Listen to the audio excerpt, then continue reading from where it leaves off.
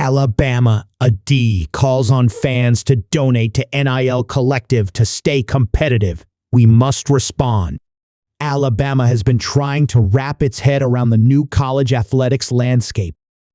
Alabama Crimson Tide Athletic Director Greg Gurn called on fans to donate to the school's name, image, and likeness NIL fund in a message on Wednesday.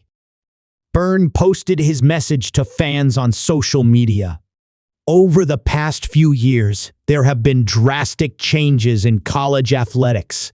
We have been careful during this transitional period to protect our position at the top of college athletics, while being mindful to listen, engage, and learn from our generous supporters, proud alumni, and unrivaled fans to make sure that we protect our great traditions here at Alabama. Barnes' message read, "But there's a time for talk and a time for action.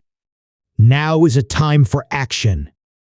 Although we have been competitive from an NIL standpoint, our competition has us in their sights and are actively trying to surge ahead with NIL. You have heard examples of other teams using promises of million-dollar paydays to lure away our players or convince them not to come to Alabama. It is time for the Bama Nation to fight back. Under the new model of college athletics, which is the result of an antitrust lawsuit against the NCAA, university can succeed if their fans purchase authentic NIL from student athletes. The good news is when NIL was created last year, the focus was on providing our fans with a legitimate product rather than booster inducements. NIL delivers exclusive content and access you cannot get anywhere else. We also have a plan to grow NIL's offerings with more videos, features, and news in 2025. Byrne said donating to the fund was about keeping stars with the Crimson Tide so they do not go elsewhere for a better deal. At Alabama, we've not measured ourselves against our competition, he added.